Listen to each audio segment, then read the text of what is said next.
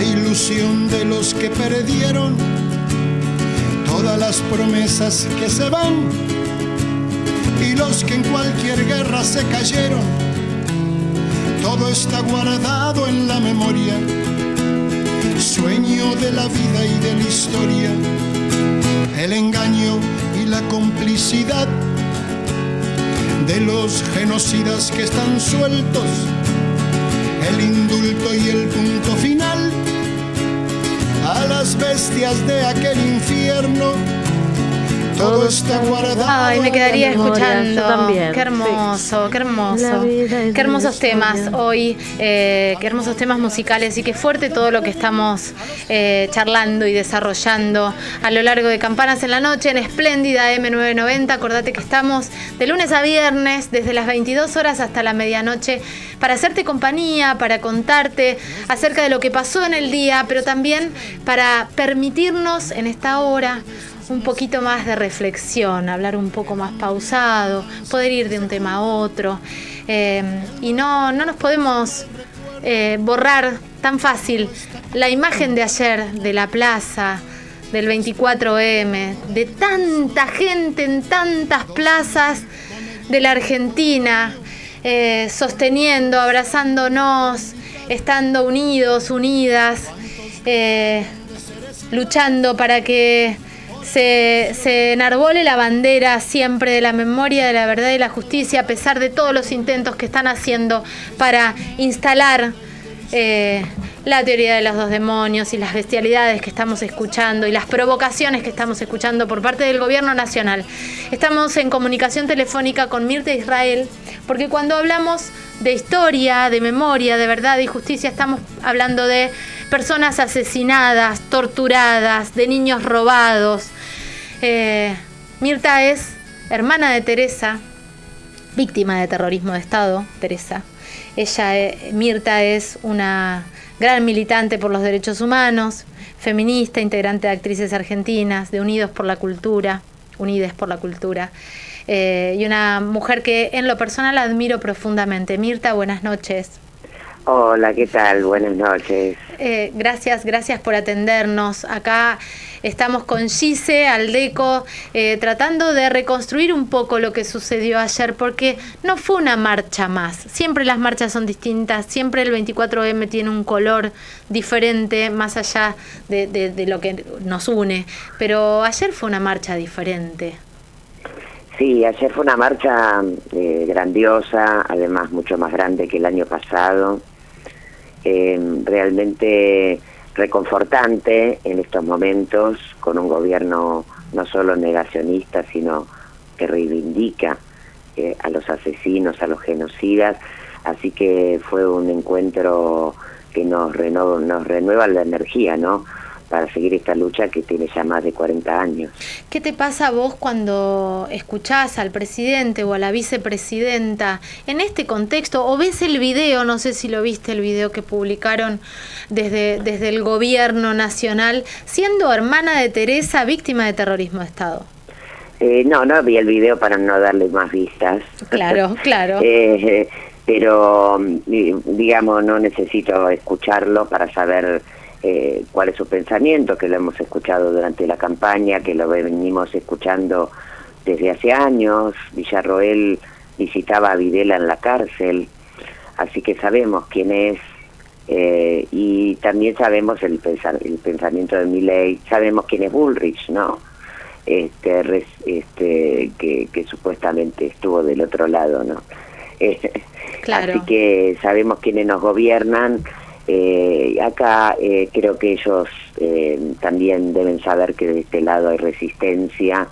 Las plazas del país de ayer lo demostraron, y en todo caso tenemos el desafío de generar mayor unidad, mayor articulación, mayor organización, para que cada vez tengan menos espacio, no solo los discursos que ellos con los que provocan, sino también sus políticas, ¿no? Porque, bueno, nos gobiernan los mismos empresarios que se beneficiaron con la dictadura, ¿no? Claro, claro. Mirta, en este espacio que tenemos un poquito más de tiempo que en otros programas que vamos más rápido, ¿nos contás muy cortita la historia de Teresa? ¿Cómo no? Teresa era abogada, era una abogada que se recibió a los 22 años de abogada, se recibió contra viento y marea porque fue perseguida en la facultad, época de otra dictadura, la de Lanuse. Uh-huh.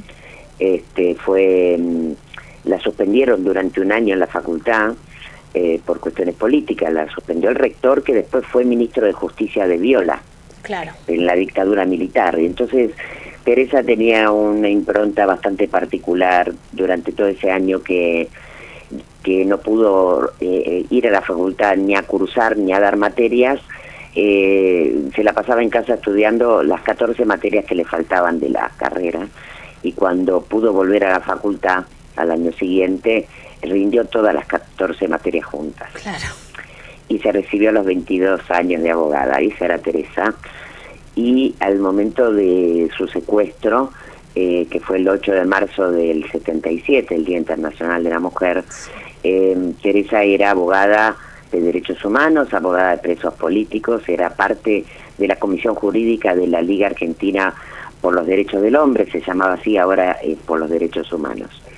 Así que Teresa era una militante de toda la vida, desde la secundaria, y era coherente con sus ideas y su pensamiento y su acción. Así que cuento esto porque a veces hablamos del secuestro o de la parte del terror, digamos, y a veces parece que los desaparecidos existen a partir de ser desaparecidos, y la verdad que está bueno contar sus historias porque hablan de su ímpetu, de sus valores, y esto es lo que principalmente a mí me interesa rescatar. Claro, claro, totalmente.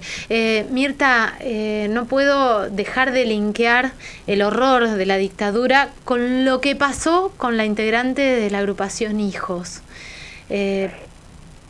Sí, porque, a ver, acá han cambiado los gobiernos, pero hay un aparato represivo que en el fondo nunca cambió. Y eso se verifica muy claramente en un espacio que son las cárceles. Las cárceles donde muchos entendemos que la dictadura nunca terminó. Son espacios de tortura, ¿no?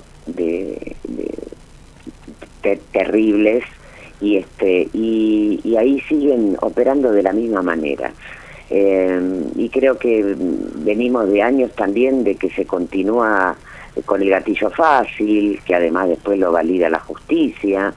Entonces me parece que hay todo un aparato que tiene que ver con lo represivo que no se ha modificado en el fondo, y son personajes que siguen estando, algunos retirados, pero son la llamada en algún momento mano de obra desocupada, que nunca dejó de estar desocupada. Claro, pero que ahora, con este respaldo, porque hay una cosa odiante muy fuerte, ¿vos creés que todo lo que está haciendo por ahí el gobierno, o el presidente o la vicepresidenta, de postear ciertas cosas, de hablar de cierta manera, de poner en duda un montón de debates que ya estaban resueltos y cerrados, hacen que estas personas esperen a una mujer adentro de la casa, la amenacen, la torturen, la abusen sexualmente, la golpeen? Hoy escuchaba el relato de Sabrina y es tremendo. Sí, hoy lo escuché también, y creo que obviamente el discurso de parte del gobierno nacional legitima ese accionar, ¿no?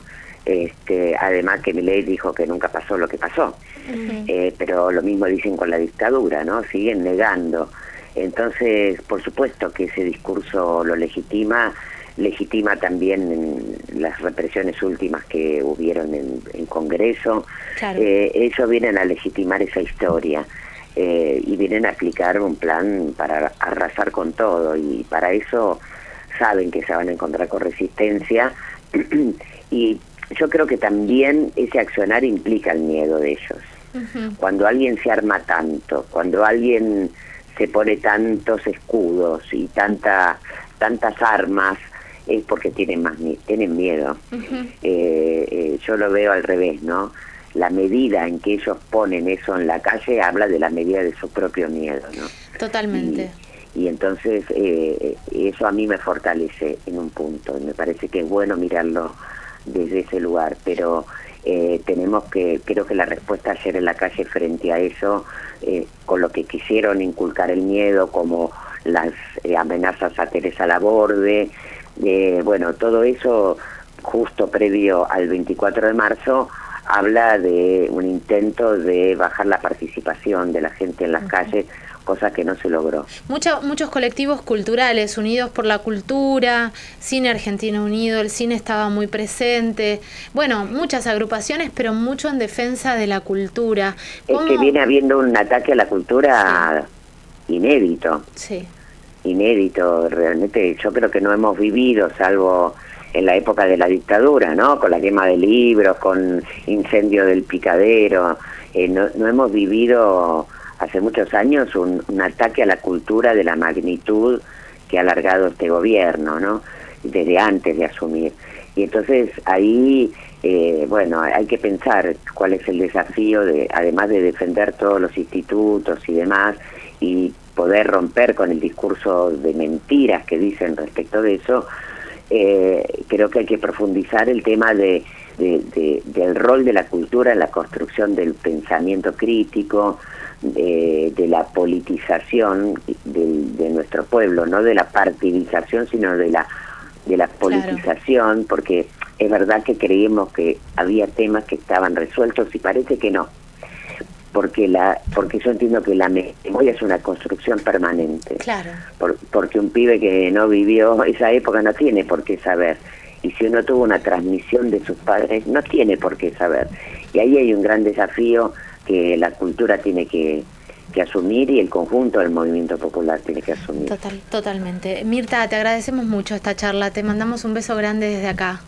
Bueno, gracias por el espacio. No, por favor. Mirta Israel. Abrazo enorme. Abrazo enorme. Militante de derechos humanos, hermana de Teresa, desaparecida en dictadura, y esta reflexión que es interesante tenerla, ¿no? Yo no dejé de pensar en los padres, claro, de ellas. Terrible, terrible, es terrible. Por eso está bueno, si tenemos el espacio, poder compartir las historias, ¿no? Sí, sí, es que eso nos hizo la entrevista que recién escuchamos, por supuesto, con la hermana de Teresa, que, bueno, no dejará de estar presente nunca, ¿no? Así es. Vamos a una tanda y enseguida volvemos. Splendid 990, desde Buenos Aires, Argentina. Siempre de tu lado.